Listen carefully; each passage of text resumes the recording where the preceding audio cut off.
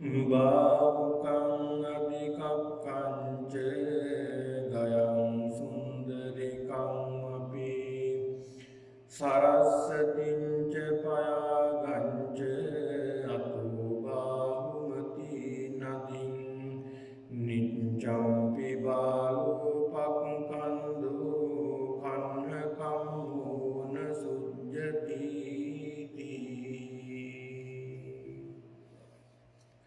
ගෞරවනීය ලොකු ස්වාමීන් වහන්සේගේ අවසරයි වාසනාවන්ත සදහබර පින්තුනි වස්පින්කම් මාලාවේ අද දිනේ මේ පින්තුන් දායකත්වයේ දරමින් මේ ධර්ම දානමය උතුම් පින්කමක් සිදු කරගෙන මේ වස් කාලයේ පරිච්ඡේදයේ තුල සිදු කරනු ලබන මේ උතුම් පින්කම් මාලාවේ එක් අංගයක් විදිහට මේ පින්නතුන් සම්බන්ධ වෙලා අදත් උතුම් පින්කම් මාලාවක් සිදු කර ගැනීමට ඒ තුලින් මේ පින්නතුන්ට මහත් වූ කුසලයක් අත්පත් කර ගැනීමටයි මේ පින්කම සඳහා සම්බන්ධ වන්නට යෙදුණි. ඒක නිසා බුදුරජාණන් වහන්සේ අපිට පෙන්වලා දීලා තියෙනවා මේ ධර්මයේ තියෙන වටිනාකම. පින්නතුනි බුදු කෙනෙක් ලෝකෙට පහළ වෙන්නේම මේ වේවුන ධර්මය මතු කර දීමට. මේ ලෝකේ බුදුවරු නැති කාලවල ධර්මය තියෙනවා, නමුත් වෙහිලා තියෙනවා. ධර්මය කියන්නේ ධර්මතා. මේ ධර්මතා සියල්ල වෙහි යනවා. මිනිස්සු කෙලෙස් වසඟයට අහු වෙනවා.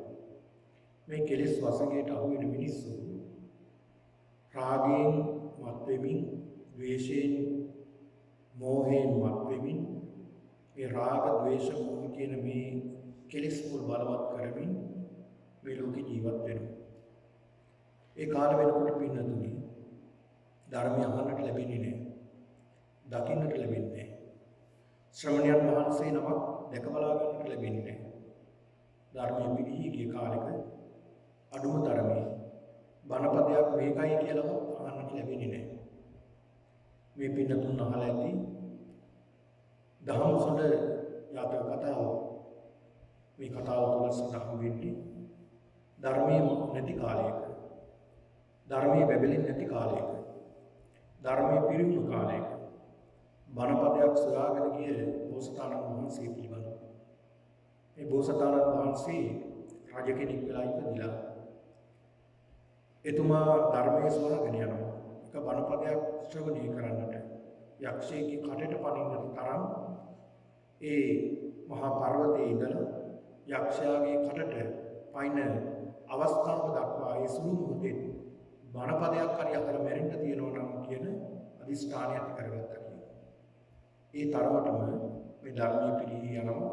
ධර්මයේ වටිනාකම මතුවෙන්නට ගන්නවා. ඉතින් ඒක නිසා ඔබ හැම කෙනෙක්ම ඊටාම වාසනාවන්තයි අපි හැමෝම.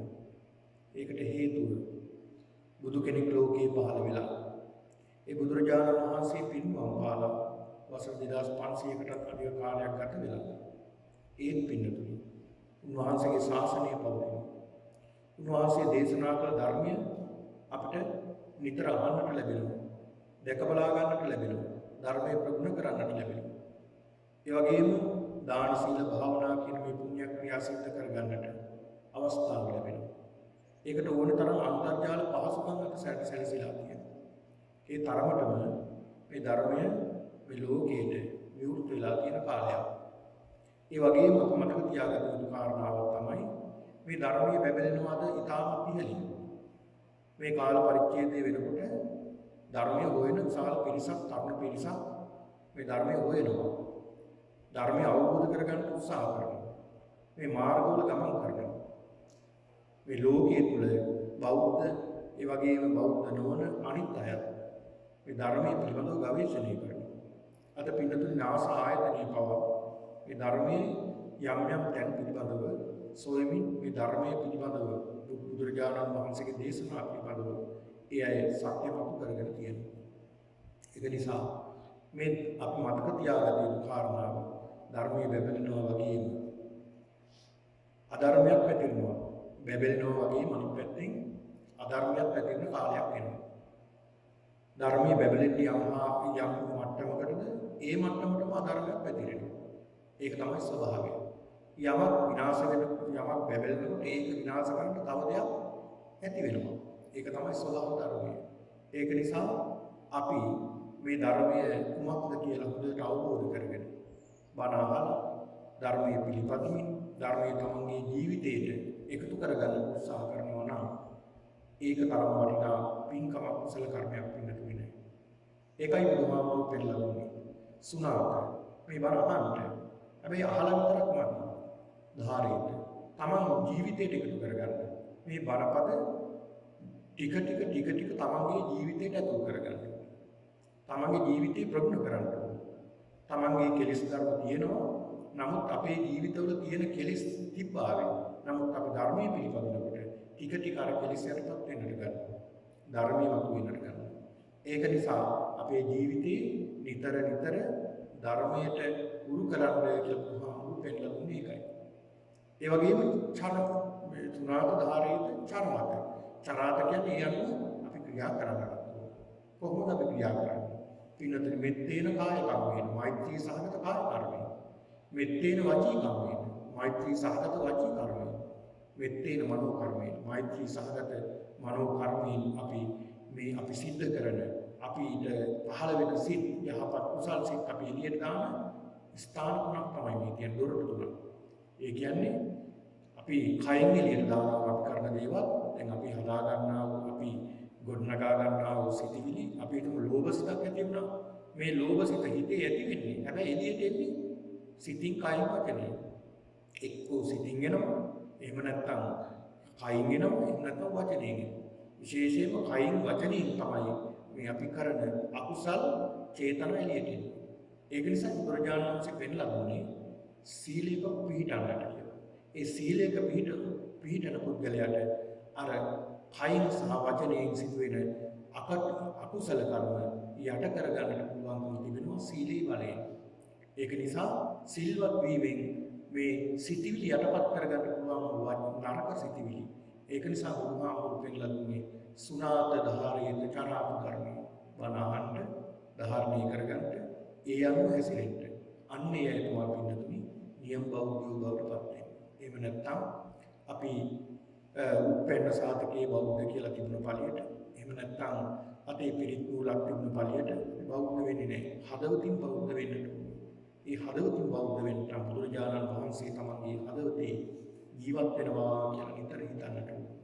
බුදුරජාණන් වහන්සේගේ ගුණ තමන්ගේ ජීවිතයට අපේ ජීවිතයටත් එකතු කරගන්නට ඕනේ.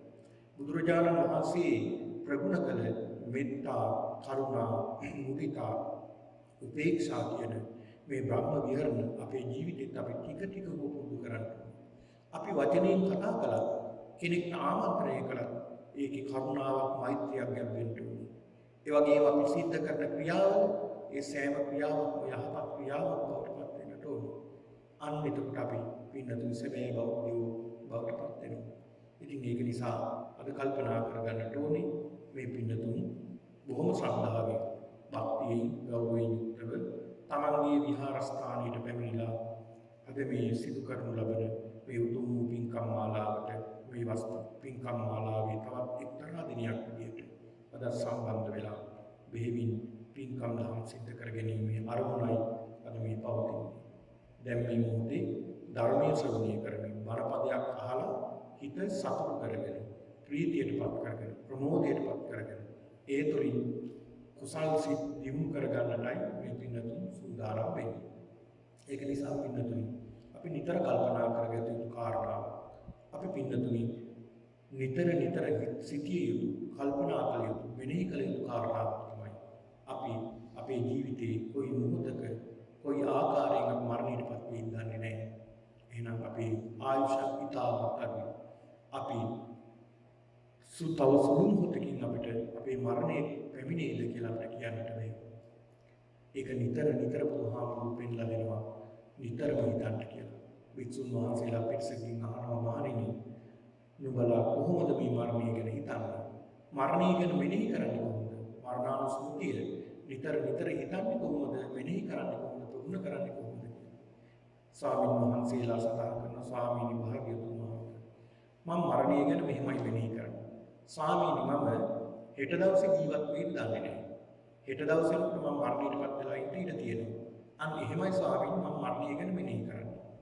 තව ස්වාමීන් වහන්සේ කෙනෙක් සඳහන් කරන ස්වාමීනි භාග්‍යවතුන් වහන්සේ මම මෙනෙහි කරන්නේ අද රාත්‍රිය වෙනකොට මගේ මරණය සිද්ධ වෙයිද දන්නේ නැහැ. හෙට එළි වෙනකම් මම ජීවත් වෙයිද දන්නේ නැහැ. අද රාත්‍රියේ මම මරණයටපත් වෙයිද දන්නේ නැහැ. එහෙමයි ස්වාමීනි මම මේ මරණය ගැන හිතන්නේ. තව ස්වාමීන් වහන්සේ කෙනෙක් සඳහන් කරනවා පින්නතුනි ස්වාමීනි භාග්‍යවතුන් වහන්සේ මම මරණය ගැන මෙනෙහි කරන්නේ මෙන්න මේ විදිහට ස්වාමීනි අද දහවල දානි වන්දලා මට දානෙන් පස්සේ එහෙම නැත්නම් අවස්ථාව වෙනකොට මම ජීවත් වෙයිද දන්නේ නැහැ. මේ විදිහට ස්වාමීන් වහන්සේලා සඳහන් කරලා එක ස්වාමීන් වහන්සේලා සඳහන් කරනවා ස්වාමීනි භාග්‍යවතුන් වහන්සේ මම මරණය ගැන මෙනෙහි කරන්නේ මෙහිමයි. ස්වාමීනි මම මේ මරණය ගැන මෙනෙහි කරන්නේ ස්වාමීනි භාග්‍යවතුන් වහන්සේ මම ඉහළට ගත්ත හුස්මක් මට මේ ඉහළට ගත්ත හුස්ම පහළට හෙලන්නට අවස්ථාවක් ලැබෙයිද දන්නේ නැහැ. ඒ ඉහළට ගත්ත හුස්ම ඉහළට ගන්න වෙලාවේ පහළට හෙලන්න කලින් මරණයටපත් වෙන්න ඉඩ තියෙනවා කියලා ස්වාමීනි මම හිතන්නේ. සමහර පින්නතුනි ඉහළට ගත්ත හුස්ම ඉහළට ගත්ත විතරයි. පහළට හෙලන්න ලැබුණේ නැහැ. ඒ අය මරණයටපත්. ඒක තමයි අපේ ජීවිතේ. අපේ ජීවිතයේ ස්වરૂපය. නිතර නිතර අපි මරණය කරා ඇදෙනවා. නිතර නිතර මරණය කරා කමක්. ලෙඩ වෙනවා, අසනීප වෙනවා, වයසට යනවා. ටිකෙන් ටික අපි මරණය කරා නම් වෙනවා.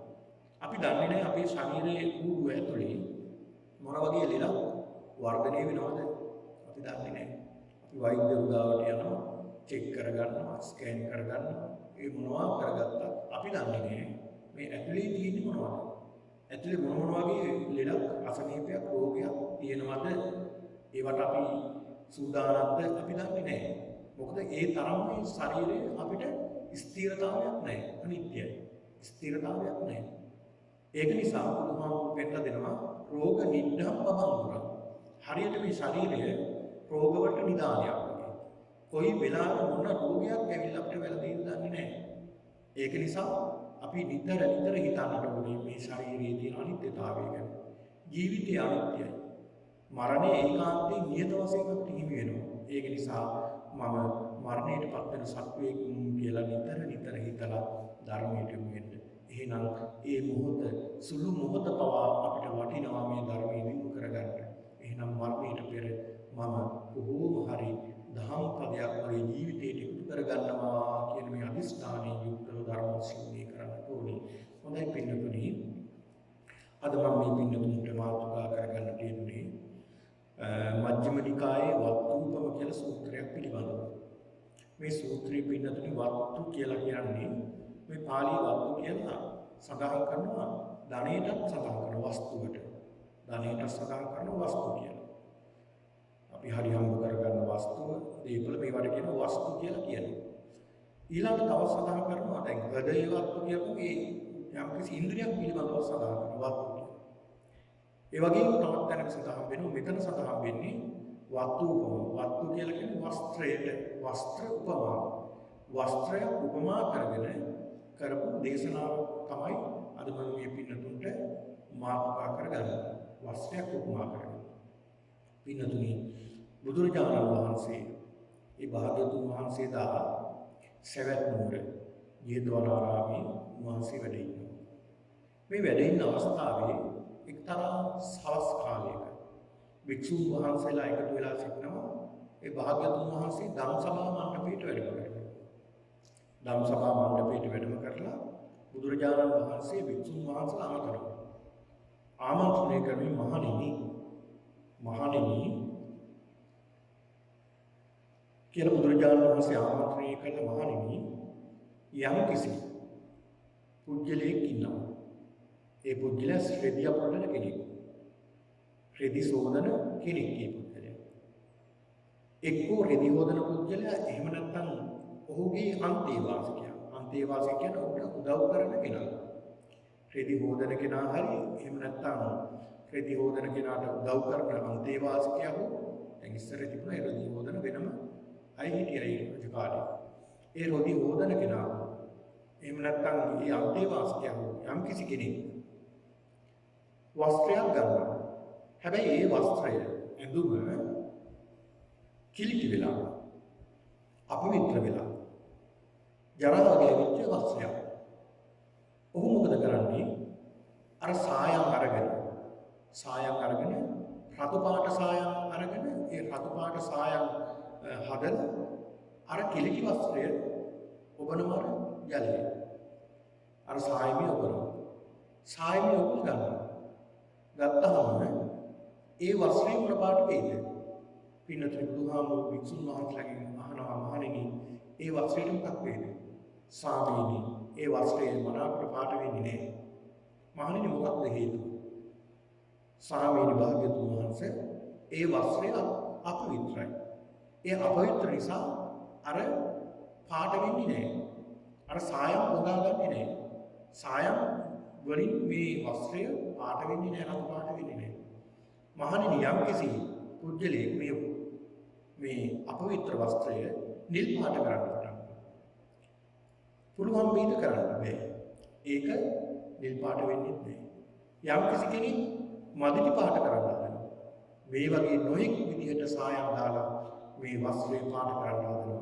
හැබැයි මේ වස්ත්‍රය මනාකොට පාට වෙන්නේ නැහැ. හේතුව මොකද? බුදුරජාණන් වහන්සේ පෙන්නලා දෙනවා මහණෙනි. මේ වස්ත්‍රය පිරිසිදු වෙන්නේ නැහැ. පිරිසිදු වෙන්නේ නැති හේතුව තමයි මේ වස්ත්‍රය කිලිටි. මේ වස්ත්‍රය අපිරිසිදු වෙලා. මේ වස්ත්‍රය ජරාව ගෑවිලා. ඒ ජරාව ගෑවිච්ච නිසා මේ වස්ත්‍රය පිරිසිදු වෙන්නේ නැහැ. එහෙනම් මහණෙනි යම් කිසි මේ රෙදි හොදන කෙනෙක් පිරිසිදු වස්ත්‍රයක් ගන්නවා. පිරිසිදු වස්ත්‍රයක් අරගෙන ඔහු රතු පාටින් සායම් කරනවා. මහණෙනි මොකක් වේද? භාග්‍යතුන් වහන්සේ මනාකොට අර රෙද්ද නැත්නම් අර වස්ත්‍රය මනාකොට රතු පාට වෙනවා. ඔහු කැමති නම් රතු පාට කරන්න රතු පාට වෙනවා. ඔහු කැමති නම් නිල් පාට කරන්න මේ වස්ත්‍රය නිල් පාටට හැරෙනවා. ඒ සායම් නිසා. යම් කිසි කෙනෙක් කැමති නම් මේ වස්ත්‍රය කොළ පාට කරන්න කොළ පාටට හැරෙනවා. සායම නිසා. මහණෙනි මොකක්ද ඒකට හේතුව කියලා? භාග්‍යවතුන් වහන්සේ මේ වස්ත්‍රය මනාකොට පිරිසිදු වස්ත්‍රයක්. පිරිසිදු කරපු වස්ත්‍රයක්. පාරිශුද්ධ වස්ත්‍රයක්. සුදු පාට පිරිසිදු වස්ත්‍රය නිසා තමයි අර සායම් මනාකොට පොගවගන්නේ. මනාකොට පාට වෙන්නේ. ඒකයි භාග්‍යවතුන් වහන්සේ කියලා සඳහන් කරන්නේ. බුදුරජාණන් වහන්සේ පෙන්ලා දෙනවා මහණෙනි මෙන්න මේ වගේ තමයි හිතක්. අන්න වස්ත්‍රය උපමා කරලා දේශනා කරනවා. ඒතර මේ වස්ත්‍රයට උපමා කරන අපේ හිත. ඒතර අපේ හිතත් අපවිත්‍රණ. අපේ හිතත් කෙලෙසුන් වර්තන. කෙලෙසුන්ගේ යුක්තන. නරක සිතිවිලි වලින් අපේ සිත අපවිත්‍ර වෙලා නම්, කිලිටි වෙලා නම්, ගඳ ගන්නවා නම් අපිට ධර්මයක් යහපත් දෙයක් අපේ හිතට නැදෙයිද? යහපත් දෙයක් හිතට නැදෙන්නේ නැහැ. එහෙනම් මහණෙනි ඒ පුද්ගලයා සිත අපවිත්‍ර වෙන නිසා අර වස්ත්‍රය අපවිත්‍ර වුණා වගේ ඒ පුද්ගලයාගේ සිත අපවිත්‍රයි. සිතිවිලිත් අපවිත්‍රයි. සිතත් අපවිත්‍රයි, සිතිවිලිත් අපවිත්‍රයි. මේ සිතත් සිතිවිලි දෙකම අපවිත්‍ර නිසා ඔහු මරණින් පස්සේ නරක තැනකමයි උපත ලබන්නේ. අන්න බලන්න. මරණින් පස්සේ ඔහුගේ උපත සිද්ධ වෙන්නේ නරක තැනකමයි. මොකද ඔහුගේ සිතත් අපවිත්‍රයි, ඔහුගේ සිතිවිලිත් අපවිත්‍රයි, ඔහුගේ මරණයත් අපවිත්‍රයි. මරණයෙන් පස්සේ උපදින තැනත් අපවිත්‍රයි. මහණෙනි යම් කිසි කෙනෙක් හිත පිරිසිදු නම්, හිතේ කෙලෙසුන් නැත්තම්, හිතේ ක්ලේශයන් අඩුයි නම්, හිත පවිත්‍ර නම්, හිත මනාකොට පවිත්‍ර නම්, හිත පැහැපත් නම් ඔහු මරණයෙන් පස්සේ සුගතියට යහපත්. ඔහුගේ හිතත් පිරිසිදුයි, සිතිවිලිත් පිරිසිදුයි, මරණයත් පිරිසිදුයි, ඔහු උපදින්නේ පිරිසිදු තැනක. එළ බුදුරජාණන් වහන්සේ පෙන්වලා දෙනවා. මේ පෙන්වලා දීලා බුදුහාමුදුරුවෝ දේශනා කරන මහණෙනි සිත අපවිත්‍ර කරන, සිත කිලිටි කරන, සිත නරක කරන, සිත නිතර අකුසලයට වැදලා දානවා. ධර්මතා ගණනාවක් තියෙනවා. ඒවට කියනවා උපක්ලේශ කියලා. දැන් ක්ලේශ කියන්නේ එකක්, උපක්ලේශ කියන්නේ එකක්. දැන් රෝග දේශ මොහ කියන්නේ ක්ලේශ, කෙලෙස්. ඒවා උපක්ලේශ කියලා කියන්නේ අර කෙලෙස් වලට මුල පාදන කාරණා. උපක්ලේශ. මේ උපක්ලේශ 16ක් පිළිබඳව බුදුහාමුදුරුවෝ පෙන්නනවා. අර වස්ත්‍රය අපවිත්‍ර වුණා වගේ. අපේ ශරීරය මේ අර වස්ත්‍රය අපවිත්‍ර වුණා වගේ අපේ සිත අපවිත්‍ර වෙන සිතිවිලි පිළිබඳව බුදුහාමුදුරුවෝ පෙන්නලා දෙනවා. එකක් තමයි අවිද්‍යාව කියලා කියන්නේ. අවිද්‍යාව කියලා සඳහන් කරනවා. අවිද්‍යාව කියන්නේ දැඩි ලෝභය. දැන් බලන්න මේ දැඩි ලෝභය ආපු කෙනෙක්ට හිත පවිත්‍ර නැහැ. පිරිසිදු නැහැ. නිතර හිතේ කෙලෙස්. ඔහු නිතරම කල්පනා කරන්නේ ලෝභ සිතිවිලි ගැන. කොහොමද අර පුද්ගලයාගෙන් මේක ගලවගන්නේ?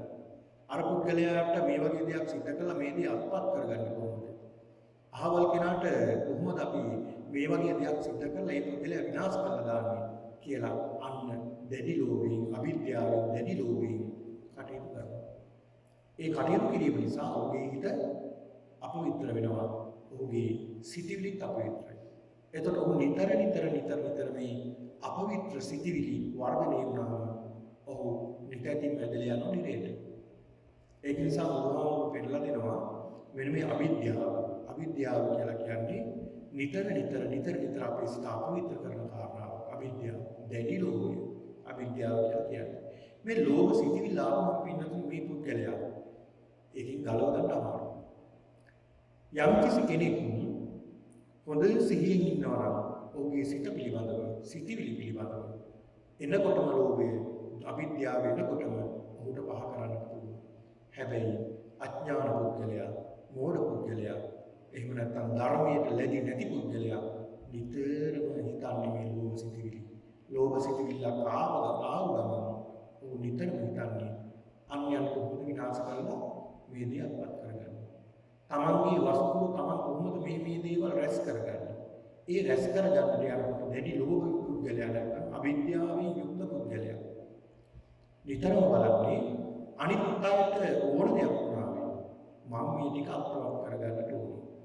අනිත් අය ඕන දෙයක් කරගත්තා. මම මේ ටික සියල්ලම අත්පත් කරගන්න ඕනේ කියන දැඩි ලෝභ සිතිවිල්ල උදේනවා.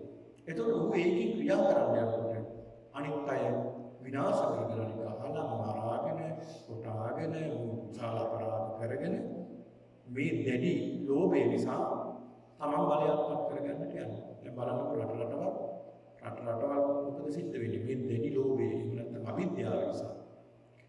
අහවල් රටත් අල්ලගන්න ඕනේ, මේ රටත් අල්ලගන්න ඕනේ, මේ රටත් අල්ලගන්න ඕනේ කියලා ආක්‍රමණය කරමින් අර අහිංසක මිනිස්සු මරමින් විනාශ කරමින් නොඑක් විදිහට අවියාව පාවිච්චි කරලා බෝම්බ දාලා දැන් අදටත් බලන්න හිරෝෂිමා නාගසාකි කියන මේ යුද්ධෙදී අදටත් මොන විනාශේ අදටත් ඒක බලපෑම තියෙනවා. මොකක් නිසා? මේ බලය අත්පත් කරගන්න දැඩි ලෝභය නිසා. ඒක නිසා සිද්ධ වෙන්නේ විනාශයක්මයි සිද්ධ වෙන්නේ.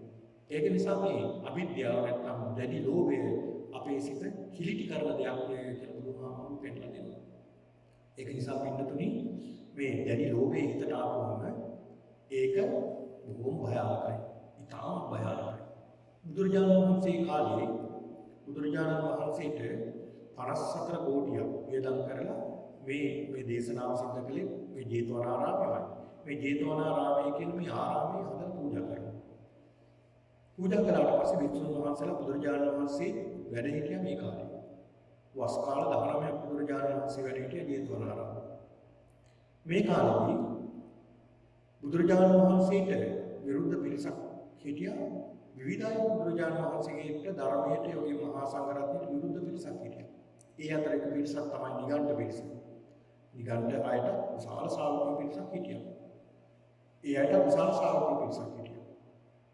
මේ කල්පනා කරනවා බුදුරජාණන් වහන්සේ නැත්නම් ගෞතමයන් හම්බ වෙන්න ධර්මය අහන්න විශාල පිරිසක් යනවා. විශාල පිරිසක් මේ ජේතවනාරාමයට යනවා.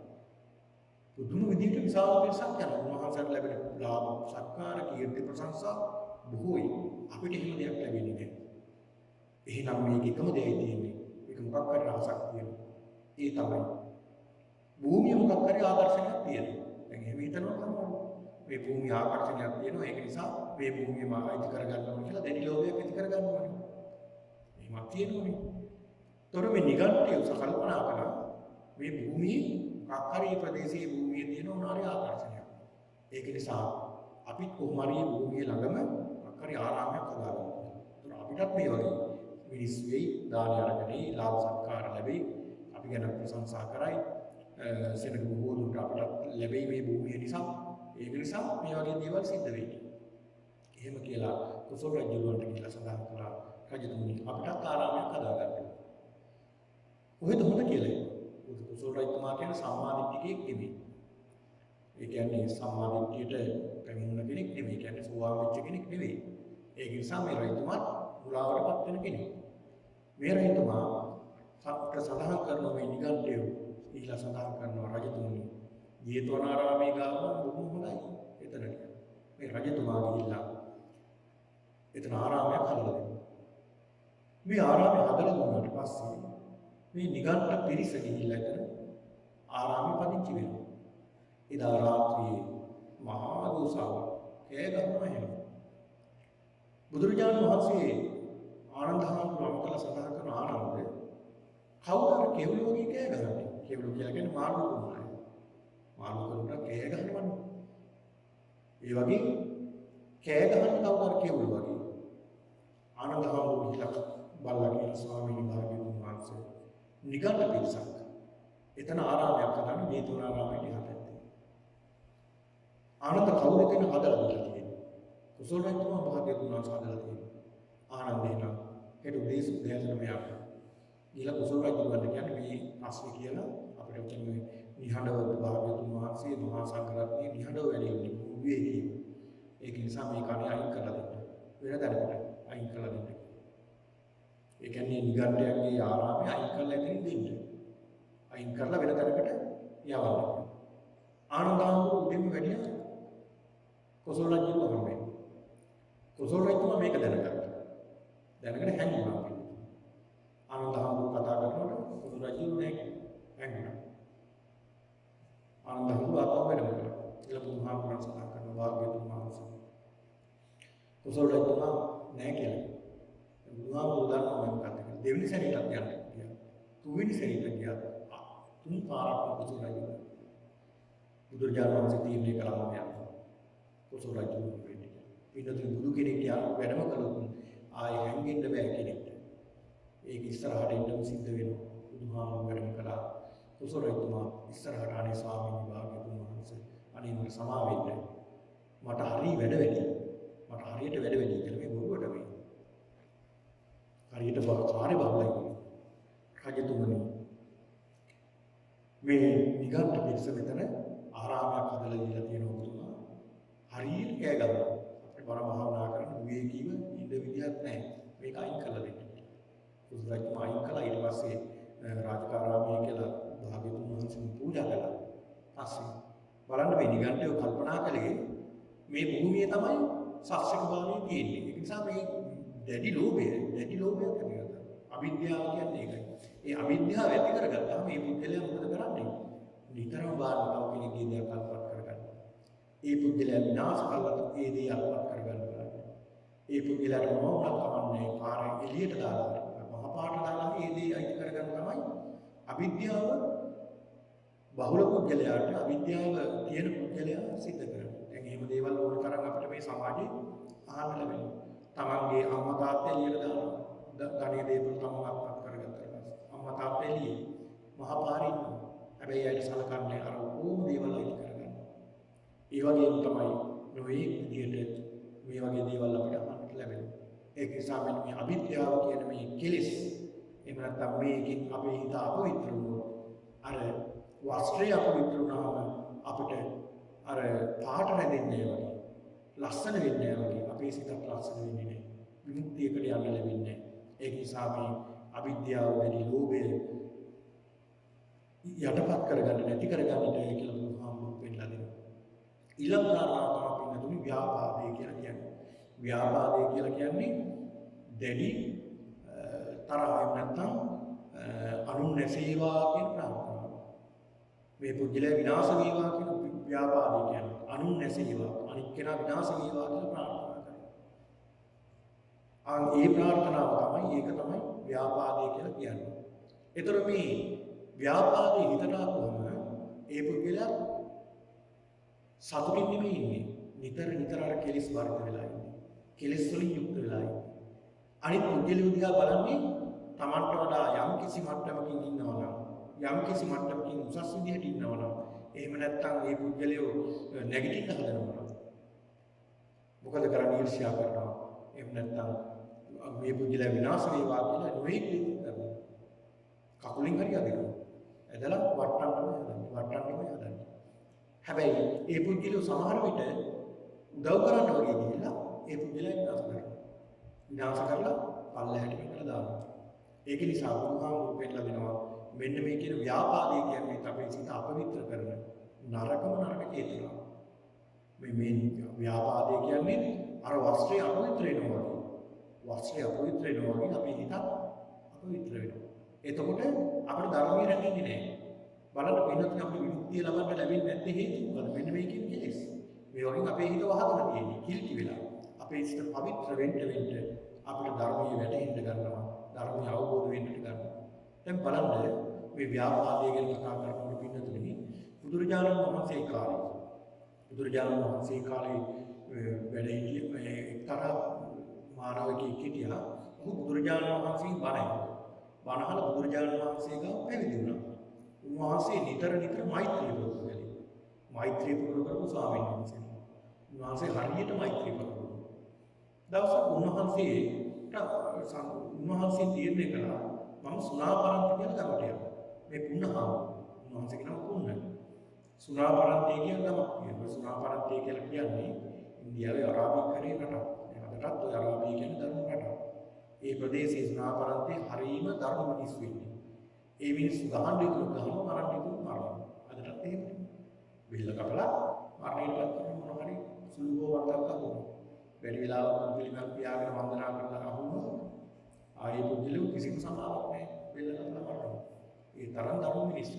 ඒ සුණාපරන්ති. ඒතර මේ සුණාපරන්තියට වෙනම කරන්නේ කියලා උන්වහන්සේ තීරණය කළා. බුදුහාමුදුරුවෝ ළඟට එන්න අපේ ස්වාමීන් වහන්සේ මම සුණාපරන්තියට වැඩම කරන්නයි සූදානම්. භාග්‍යවතුන් වහන්සේ මට අවසර දෙන්නවා කියලා සඳහන් කරනවා. බුදුහාමුදුරුවෝ අහනවා සුණාපරන්ති. ඒ ගමට යන්න එපා. ඒ ගම හරි දරුණු. ඒ මිනිස්සු හරි දරුණු. හරි ඡණ්ඩ මිනිස්සු ඉන්නේ සුණාපරන්ති පුන්න. බැරි වෙලාවක් පුන්න ඔබට අය බැන්නවා. ඒ ප්‍රදේශෙට ගිහිලා ධර්මයේ ප්‍රචාරය කරන්න හදනකොට ඒ පුදුලිය වහිනවා ඔබට. මොයේ දේවල් කියලා වහිනවා. ඔබ මොකද කරන්නේ බැන්න? මේ පුණහාම සඳහන් කරනවා ස්වාමීන් වහන්සේ ඒ අයවට බැන්නොත් මම කල්පනා කරනවා අනේ මේ මිනිස්සු කොච්චර හොඳ මිනිස්සුද? මේ පුදුලිය බැන්නා විතරේ මට ගැහුවේ නැහැ. අනේ කොච්චර හොඳද? සමහර පැති වල නම් ගහනවා. මේ අය ගැහුවේ නෑ. ඉතින් මේ අය හරි හොඳයි. බැන්න විතරනේ කියලා අන්න හිතනවා කියලා සඳහන් කරනවා. බලන්න මොන තරම් හොඳ සිතිවිල්ල. ওই තරම් හොඳ සිතිවිල්ල. ඒ අය බැන්න විතරයි මට ගැහුවේ නෑ කියලා හිතනවා.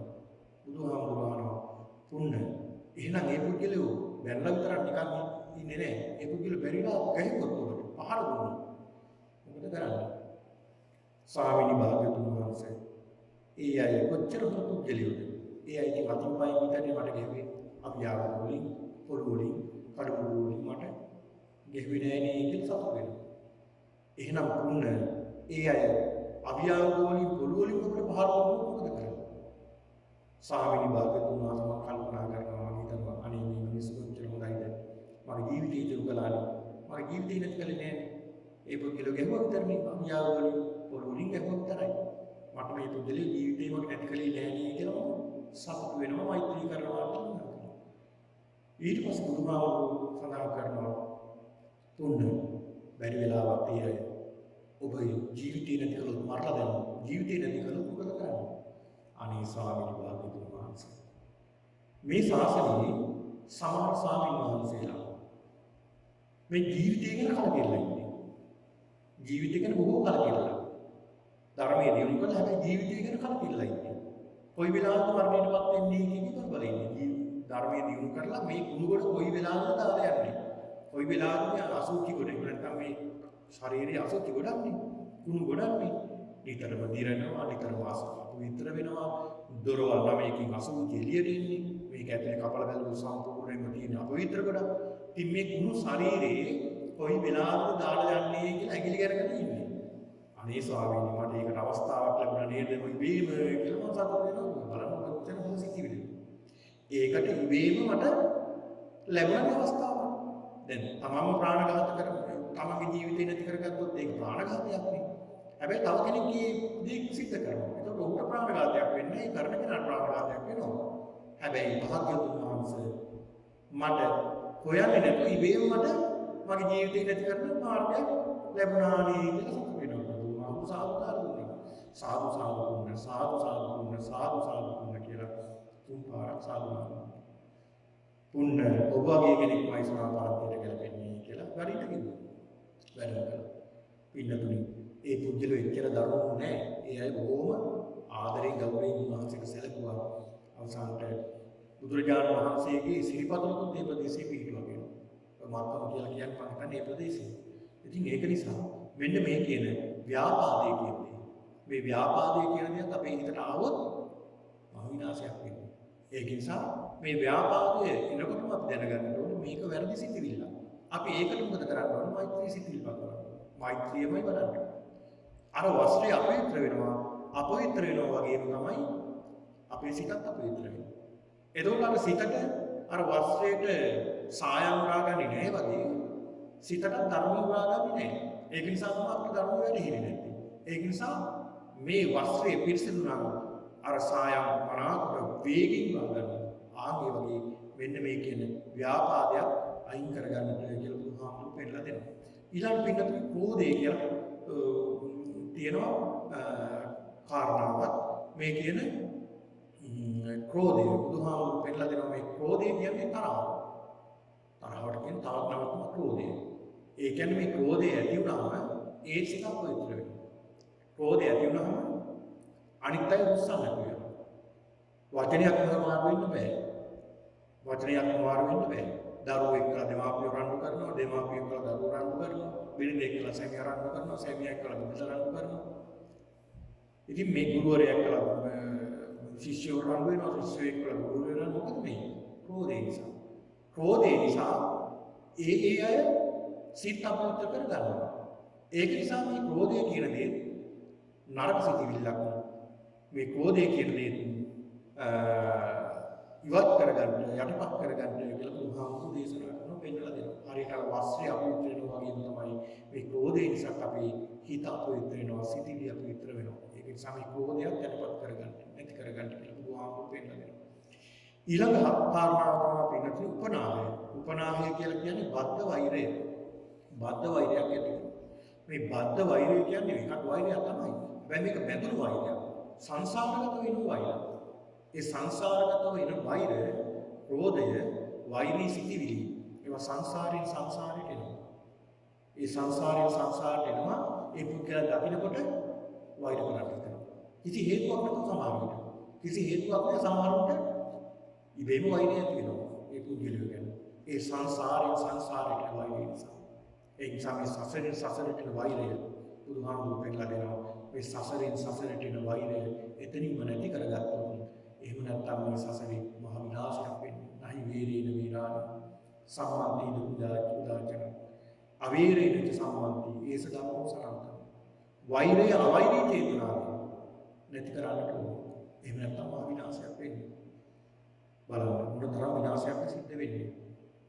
දැන් බලන්න බුදුහාමුදුරන් කාලේ එක කාන්තාවන් දෙදෙනෙක් හිටියා මේ දෙන්න එකම ස්වාමි පුරුෂයාට කාන්තාවන් දෙන්නේ බිරිඳෑවරු දෙන්නේ එක බිරිඳකට දරුවෝ හිටියා අනිත් බිරිඳකට දරුවෝ නැහැ දරුවෝ ලැබෙන්නේ හිටියා අර දරුවෝ නැති කාන්තාවට ඊර්ෂ්‍යාවක් ඇති වුණා තරහක් ඇති වුණා මට දරුවෝ නැහැ මේ කාන්තාවට දරුවෝ ලැබෙන්නේ නැහැ එහෙනම් වසදීල විනාශ කළා නොදැනුවත් හිමීට විනාශ කළා දෙවෙනි වතාවෙත් එහෙම දැන් දෙපාරක් උස විනාශ වුණා තුන්වෙනි පාර කිව්වේ නෑ මෙහෙම දරුවෙක් ලැබෙන්නේ. උස මේරුවට පස්සේ තමයි දැනගත්තේ. දුන්න අවසානට දරුවත් ඉවරයි අර කාන්තාව මරන්නේ. ඒ මරනකොට ඉතේ තියාගත්තා මට මම පලි ගන්නවා කියලා ඔන්න බලන්න. මේ විදිහට සසරේ පලි අරගෙන නොයි සත්ව වේලා විදිහලා පලි අරගෙන අවසාන බුදුහාමුදුරන් කාලේ වුණා. එක කාන්තාවක් යක්ෂණියක් කියලා ඉන්නවා. අනිත් කාන්තාව මනුෂ්‍ය කාන්තාවක් කියලා ඉන්නවා. ඒ කාන්තාව දරුවෝ ලැබෙනවා. කාන්තාවක් කෙනෙකුට ගෙදර උපස්ථාන කරන්න කියලා. අර දරුවා කනවා. දෙවියන් වතාවෙත් එහෙම වුණා. මුමිනි වතාවෙත් එහෙම වෙන්නානකොට අර දරුවා අරගෙන ගමනක් යනකොට මේ යක්ෂණී දුවගෙන යන පිටිපස්සේ මේ කාන්තාව එහෙමම දිවදී උලම්බයට ජේතවනාරාමයට දිවලා බුදුහාමුදුරන්ගේ ඉස්සරහා මේ දරුවා දිලා අඬාවල සඳහන් කරන්නේ ස්වාමීනි භාග්‍යවතුන් වහන්සේ මේ දරුවව කණ්ඩේනවා මේ යක්ෂණියක් බේරගන්න. බුදුහාමුදුරු යක්ෂණීට ධර්ම දේශනා කළා මේ බද්ධ වෛරයේ තියෙන ආදීනව පිළිබඳව බුදුහාමුදුරු පෙන්නනවා. ඒතර මේ බද්ධ වෛරයක් ඇතුලේ සමහරව ඉන්නවනේ. මරුණක් මංගෝ අතහරින්නේ නැහැ කියලා නේද? මාර වංචකේ මිනිස්සු වෛරය හිතේ බඳගෙන. මම උඹලට මේ පස් අඩි වත්තට අඩිය තියන්න දෙන්නේ නැහැ පස්පා ගන්න දෙනවා. මැරිලා හරි සර්පෙක් වෙලා හරි නායක වෙලා හරි මොනවද දර්ශන කරනවා. බද්ධ වෛරය. ඒ සිටිවිල්ලම නිසා ඒ අය දුගතියට යනවා. ආයේ මේ සසරේ සම්පූර්ණයෙන්ම විනාශ වෙනවා. හරියට අර වස්ත්‍රය අපවිත්‍ර වෙනවා වගේ අපි අපවිත්‍ර වෙලා යනවා. එහෙම සිතිවිලි ආවා. ඒක නිසා මේ උපනාහය කියන මේ බද්ධ වෛරයත් මේකත් මහා කුසලයක්. මේකත් යටපත් කරගන්න කියලා බුදුහාමුදුරු පෙන්නලා දෙනවා. ඊළඟ කාරණාව තමයි මක්ඛ කියලා කියන්නේ. මක්ඛ කියන්නේ ගුණේ මැකීම. ඒ කියන්නේ යම් තවත් කෙනෙක්ගේ ගුණේ මකනවා. මක්ඛ කියන්නේ මකනවා. ඒ කියන්නේ මක්ඛ කියන්නේ ඒකේ තේරුම තමයි ගුණේ මකනවා. කියන්නේ තවත් කෙනෙක්ගේ ගුණේ මකනවා. ඒ කියන්නේ පින්නතුනි යම් කිසි සිල්වත් ගුණවත් කෙනෙක් ඉන්නවා. එයාගේ නුගුණ කියනවා ඒ පුද්ගලයා. මෙයා අපි හිතමු උදාහරණයක් විදිහට කෙනෙක් අනේ මෙයා හරි හොඳයි සිල්වත් හරි හොඳ කෙනෙක් හරි හොඳයි කියලා මොන හොඳද? මම කිව්වට ඉතින් බලන්න ඕන අනිත් පැත්තේ ආයි කියලා අන්න නුගුණ කියනවා. එයා මෙහෙමයි කියලා අර ගුණේ මකන්න නුගුණේ දානවා. නැති නුගුණ දාලා අර පුද්ගලයාව විනාශ කරනවා. අර පුද්ගලයා අනිත් පුද්ගලයාගේ ගුණයක් ගන්නවා. ඔන්න බලන්න. දැන් බුදුහාමුදුරන් කාලේ හිටියනේ සුප්පිය භාරද්වාජ කියලා. මෙන්න මේ දෙන්න බබදත් කියලා මේ දවසක් බුදුරජාණන් වහන්සේ වැඩම කරන පාරේ. සුප්පිය කියලා කියන්නේ බෞද්ධයෙක් නෙමෙයි අබෞද්ධයෙක්. බුදුහාමුදුරන්ට නිගණ්ඨ ශාසනය කෙනෙක් බබදත් කියලා කියන්නේ බුදුහාමුදුරන්ගේ ශ්‍රාවකයෙක්. හැබැයි දෙන්න යාළුවෝ. සුප්පිය බුදුහාමුදුරන්ට බැලබැල යනවා. බබදත් බුදුහාමුදුරන්ට ප්‍රශංසා කරනවා. සුප්පිය දොස් කියනවා අර බුදුහාමුදුරු කියන්නේ කවුද ගුණයක් තියෙන කෙනෙක්ද මෙහිමයි කියලා බුදුහාමුදුරු දොස් කියනවා. බඹදත් සඳහන් කරන එහෙම කියන්න බෑ යාළුවා. බුදුහාමුදුරු භාග්‍යතුන් වහන්සේ කියන අරහත් සම්මා සම්බුද්ධයි විද්‍යාචර්ය සම්පන්න සුගත ලෝකවිදු මේ වගේ ගුණයක් තියෙනවා. අන්න බලන්න ගුණේම කරනවා. මේක දැක්කා වටේ ඉන්න අය මේ බුදුරජාණන් වහන්සේ සඳහන් කරන ස්වාමීන් වහන්සේට බයිනෝනේ දොස් කියනවා එක්කෙනෙක් දොස් කියනවා එක්කෙනෙක් ගුණ කියනවා. ඇයි වහන්සේ කිසි ප්‍රතිචාරයක් නැහැ. බුදුහාමුදුරු සඳහන් කරනවා එක පුද්ගලෙක් මට දොස් කිව්වා. මගේ නැති ගුණය ඔහු කිව්වා. මම නැති අගුණ කිව්වේ. මං ගායව නැහැ. නැතිද මම ප්‍රතිචාරයක් දක්වන්න ඕනේ. අනික් කෙනා මගේ ගුණ කියනවා. එයා මාව ප්‍රශංසා කරනවා. හැබැයි ඒක මං ගාව තියෙන දේවල් කියන්නේ. ඉතින් අමුතුවෙන් ප්‍රතිචාරයක් දක්වන්න දෙයක් නෑ. ඒක මං ගාව තියෙන නිසා. ඒක බුදුහාමුදුරු වෙනවා. ඒක නිසා මේ ගුණ මග බව. එහෙම නැත්නම් මේකට කියනවා මක්ඛ කියන ගතිය. මේ ගුණේ මකන්න හොඳ නැහැ. ඒ යම් කිසි කෙනෙක් ඉන්නවා නම් ඒ කෙනාගේ ගුණේ මකන්න හොඳ නැහැ. ඒ ගුණේ මැකීම මහා බරපතල නරක ක්‍රියාවක්. මක්ඛ කියලා කියන්නේ. ඊළඟට පින්නතුනි පලාස කියලා කියනවා. පලාස කියලා ක්ලේශ ධර්ම උපක්ලේශයක් තියෙනවා. පලාස කියලා කියන්නේ තමන් නීච එහෙම නැත්නම් තමන් දුස්සීලව ඉඳගෙන තමන් බොහොම නරක කෙනෙක් වෙලා ඉඳගෙන අනිත් අයව තමන්ට සමාන කරනවා.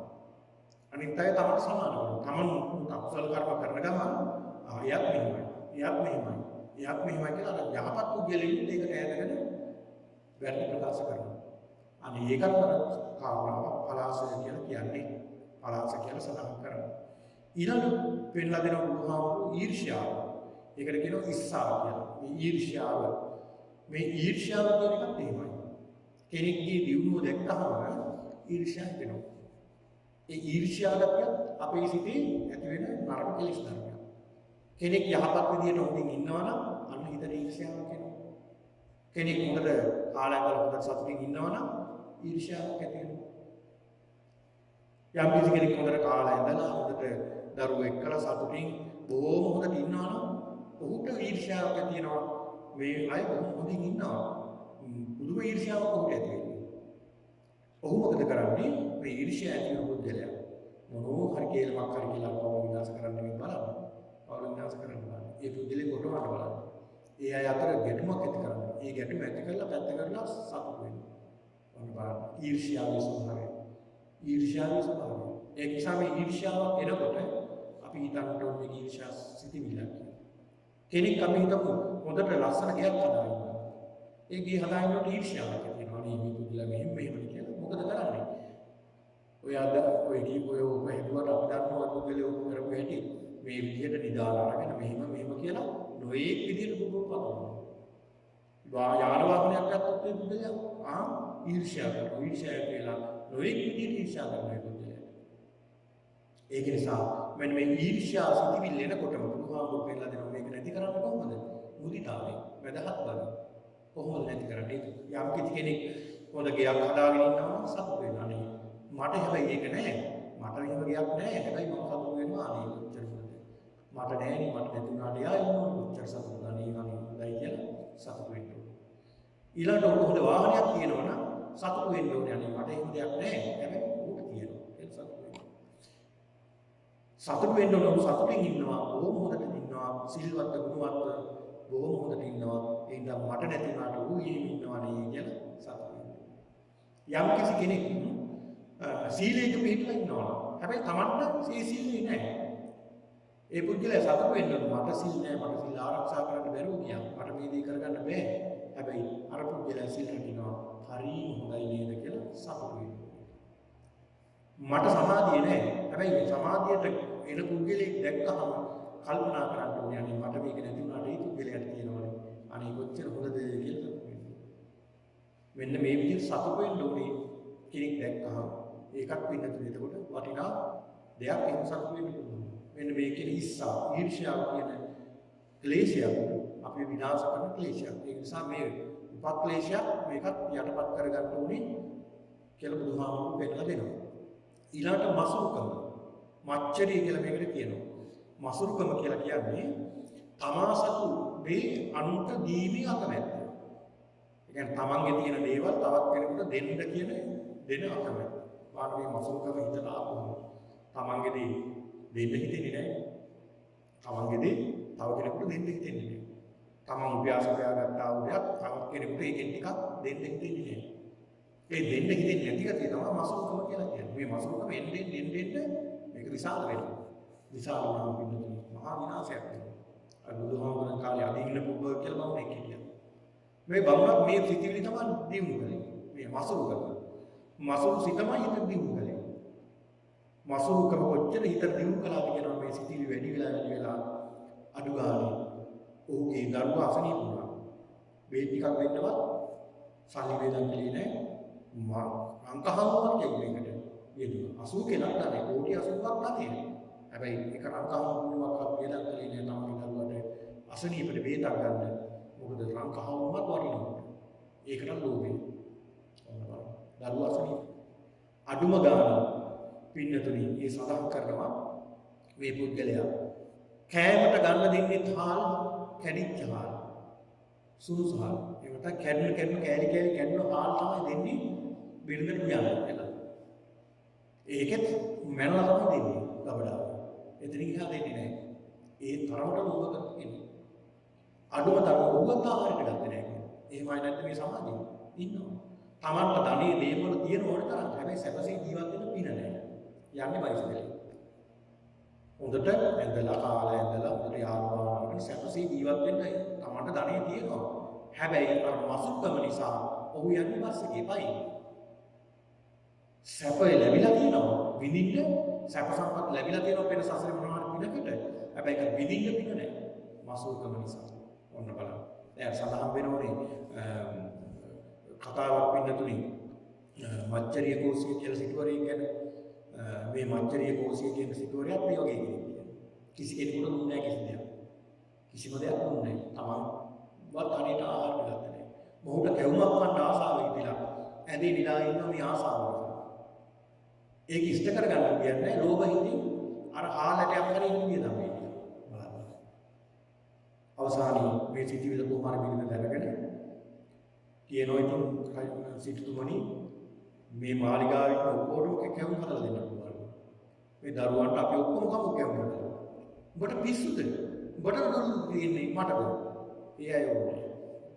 එහෙනම් ඉතින් රජතුම මේ සිටුතුමනි දරුවෝ ටිකයි මමයි අපි ටික එකතු වෙලා මේ කැවුම් හදලා. උඹලට තියෙනවද ඒ දුරු මට දුරු තියෙන්නේ. උඹලා ඕනේ නැහැ. මට ඒ දුරු තියෙන්නේ. මට හදලා දෙන්න. කාවවත් ඕනේ නැහැ. මොන සිටිවිල්ල මොන තරම් බැලෑරෝ සිටිවිල්ලද මේ කියන මේ සිටිවිල්ල බලන්න. ඒක නිසා අවසාන මේ සිටිවිල්ල දුරුනා කියන මුගලන් මහරහතන් වහන්සේ වැඩම කරලා මේ අය කැවුමක් අන්තිමේට මුගලන් මහරහතන් වහන්සේ වඩින්නෙම නැහැ මේ දැන් ආසේ වැඩ ඉන්නවා. නොඑක් විදියට කිව්වත් ඔබ යන්නේ නැහැ. ඊට පස්සේ බිරිඳට කිව්වා කැවුමක් අරන් දෙන්න පුංචි කැවුමක් අරන් දෙන්න කියලා. කැවුමක් ගන්න හැදුවා ගන්න බෑ.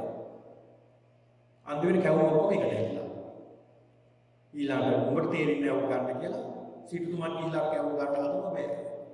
අන්තිමේට බිරිඳයි සිටුතුමයි දෙන්නම එක තුලා කැවුම අහක් අදිනවා දෙන්න කඹ අදිනවා වගේ දෙපැත්තට අදිනවා. දාඩිය දාගෙන අදිනවා. මේ වෙන්නේ නැහැ. ඒකේම රෝගය ඇතිවෙන්නේ. දෙනිමසුක. අවසානට නිර්ලෝභී පුද්ගලයෙක් බවට පත් වුණා කියන්නේ. මෙන්න මේ සිටිවිල්ල ආවොත් පින්නතුනි එන්නෙන් මේ සිටිවිල්ල වැඩි වෙලා අපි අපේ සිටිවිලි සම්පූර්ණයෙන් විනාශ වෙනවා. අපේ සිටිවිලි. ඒක නිසා මෙන්න මේ කියන මේ මසුරුකම අපි අපේ ජීවිතේ අපේ සිටිවිලි වලින් ඈත් කරගන්න අපි උත්සාහ කරන්න ඕනේ. ඊළඟට තියෙනවා පිළිතුරු මායාව කියලා. මායාකාරී බව. එහෙම නැත්නම් වංක බව කියනවා. මේ වංක භවයේ ස්වභාවය තමයි ළඟ ඉන්නකොට එකක් තියෙනවා. ළඟ නැති වෙනකොට තව එකක් තියෙනවා. දැන් ළඟ ඉන්නකොට කෙනෙක් කියනවා අනිවාර්යයෙන්මයි මෙහෙමයි ඔයාට ඕන තරම් උදව් කරන්න. ඔයා මේ දේ කරන්න උදව් කරන්න කියලා කියනවා. හැබැයි මේ දේ කරන්න ගියාම ඔබ විතර නෑ.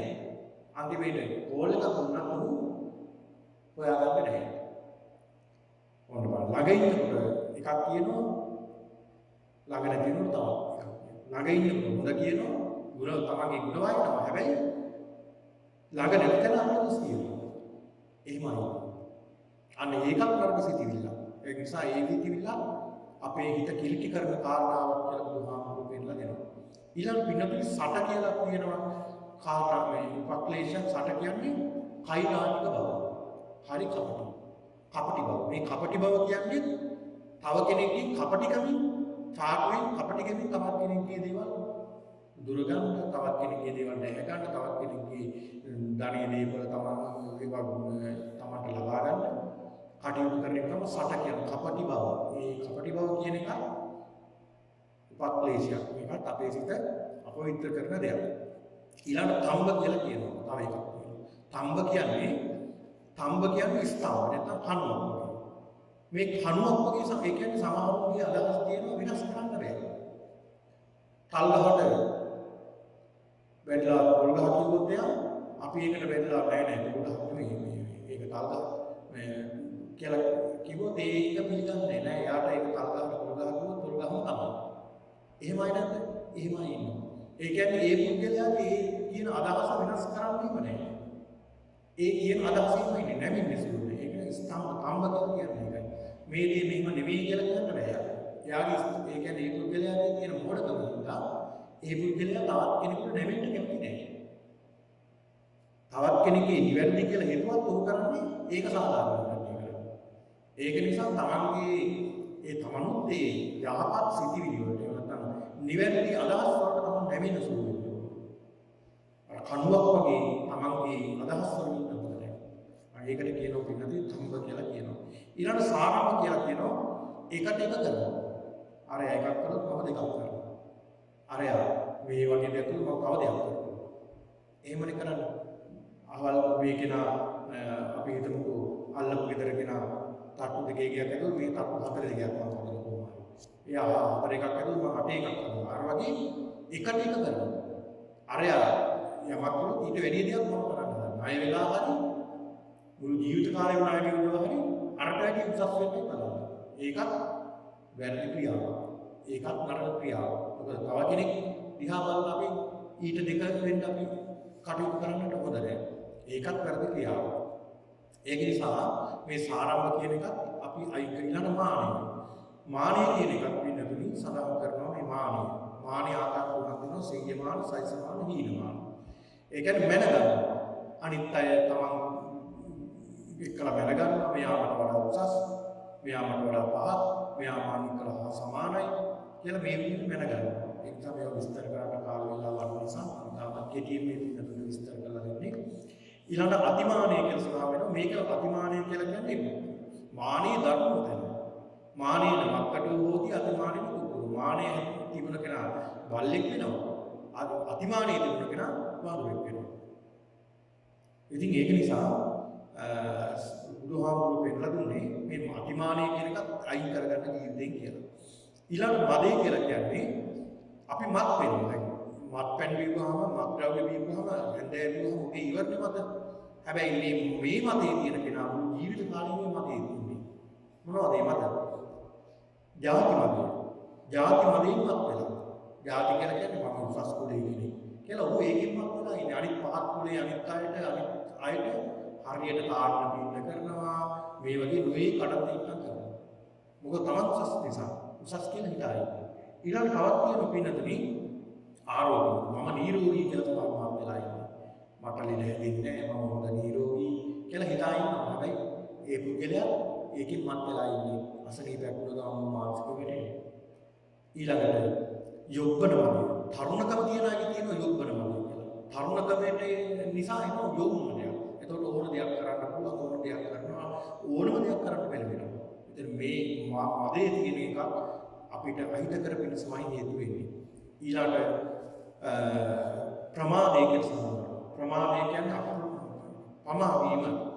පමාවීම තමයි භයානක දේ. බුදුහාමුදුරුවෝ දේශනා කරන අප්‍රමාදව අප්‍රමාදී බවමයි යහපත් දේ. ඉතින් මේ විදිහට පින්නතුනේ මේ උපක්ලේශ පිළිබඳව බුදුරජාණන් වහන්සේ විස්තර කරලා දෙනවා. විස්තර කරලා දීලා බුදුහාමුදුරුවෝ පෙන්නලා දෙනවා. මෙන්න මේ අභ්‍යන්තරේ නාම. අභ්‍යන්තරේ නාම පිරිසිදු. ඒ කියන්නේ සිතින් නාම පිරිසිදු වෙනවා. සිත පිරිසිදු කරගන්නවා. ඒ සිත පිරිසිදු කරගත්තාම ඒ පුද්ගලයා පිරිසිදු පුද්ගලයෙක් බවට පත් වෙනවා කියලා බුදුහාමුදුරුවෝ පෙන්නලා දෙනවා. එතන ඉන්නව පින්නතුන් සුන්දරී භාරද්වාජ කියලා බමුණෙක්. මේ බමුණහරම ස්වාමීනි. ඔබ වහන්සේ බාවුකාකින් නදියට යනවද නාන්න? බුදුහාමුදුරුවෝ ඇයි එහෙම කියන්නේ? ඇයි බාවුකා නදියට නාන්න යනවද කියලා අහන්නේ. ස්වාමීනි බාවුකා නදියට බමුණු බොහෝ දෙනෙක් යනවා නාන්න. මොකද හේතුව ඒ අය පව් සෝදලා හරින්නේ ගඟේ. ඒ ගංගාවල තමයි පව් හොදලා ඉන්නේ. ශරීරයේ තියෙන පව් හොදලා හරින්නේ ඒක. ඒක නිසා ඒකේ පව් හේදලා යනවා කියලා ඒකෙන් නානවා. බුදුහාමුදුරුවෝ පෙන්නලා දෙනවා බාහුකා නදිය ඊළඟට අධිකක්කච්ච කියන මේ නදිය, සුන්දරී කියන මේ නදිය, සරස්වතී කියන මේ නදිය මේ වගේ කොච්චර බැහැ නෑවක් වැඩක් නෑ. අසත්පුරුෂයාගේ හිතනම් පිරිසිදු වෙන්නේ නෑ. ඒ වගේ නෑව කියලා. ඒ වගේ නෑව කියලා හිත පිරිසිදු වෙන්නේ නෑ. එහෙනම් හිත පිරිසිදු කරගන්න කොහොමද? මෙන්න මේ ධර්මයේ තුලින්මයි පිරිසිදු කරගන්න ඕනේ කියලා බුදුහාමුදුරුවෝ පෙන්නලා දෙනවා. මේ සුන්දරී භාරද්වාජ කියන මේ පුද්ගලයා පස්සේ පැවිදි භාවයට වෙලා පස්සේ රහත් භාවයට පත් වෙනවා. ඒක නිසා පින්නතුනි මෙන්න මේ කියන ක්ලේශ ධර්ම අපේ හිතට ඇති වෙන ක්ලේශ ධර්ම මේ ක්ලේශ ධර්ම ඉන්නකොටම අපි හොඳ අවබෝධයෙන් ඉන්න ඕනේ. හොඳ අවබෝධයෙන් ඉන්න ප්‍රඥාවන්තයා මේ කෙලෙස් එනකොටම උපක්ලේශ එනකොටම දැනගන්නවා මේ උපක්ලේශය. මේ උපක්ලේශයේ ආවොත් මාව විනාශ කරනවා. මගේ සිත විනාශ කරනවා. සිත විනාශ කරනවා. මේකෙන් මට හානියක්මයි වෙන්නේ. ඒක නිසා මේක මෙහෙම්ම බැහැර කරන්න ඕනේ කියලා අර ප්‍රඥාවන්තයේ සිතිවිලි එහෙම බැහැර කරනවා. ඒ බැහැර කරමින් තමගේ සිත පිළිබඳව හොඳ අවබෝධයෙන් යුක්තව කටයුතු කරනවා. ඒ අවබෝධයෙන් යුක්තව කටයුතු කරන මේ පුද්ගලයා නිතර තමගේ සිත පිරිසිදු කරගන්න උත්සාහ කරනවා. පිරිසිදු කරගන්න උත්සාහ කරනකොට පිටුන අර සිතිවිලි පිරිසිදු වෙනවා. සිතිවිලි පිරිසිදු වෙනකොට අන්න ඔහුගේ කය සැහැල් වෙනවා. කය සැහැල් වෙනකොට සිතක් සැහැල් වෙනවා. ඒ සිතයි කයයි පිටුන සැහැල් වෙනකොට ඔහු ප්‍රීතියක් ඇති වෙනවා. ඒ ප්‍රීතියම සැනසීමක් බවට පත් වෙනවා. සැපයක් බවට පත් වෙනවා. ඒ සැපේම සමාධියක් බවට පත් වෙනවා. ඔහු එතනින්ම නිර්වාණ අවබෝධයට යනවා කියලා බුදුහාමුදුරුවෝ පෙන්නලා දෙනවා. ඉතින් මේක නිසා අපි මුලින්ම අද කල්පනා කරගන්න ඕනේ මේ කියන මේ උපක්ලේශයන් පිළිබඳව වත්තුන් සූත්‍ර දේශනාවෙන් මේ පිළිතුරු ශ්‍රවණය කරන්නට යෙදුනේ. අද මේ සිද්ධ කරගත්තා වූ මේ උතුම් ධර්ම දානමය කුසල කර්මාය ආභාවයෙන් මේ සියලු දෙනාටම උතුම් චතුරාර්ය සත්‍ය අවබෝධයේ පිණිස මේ උතුම් පින්කම හේතු වාසනා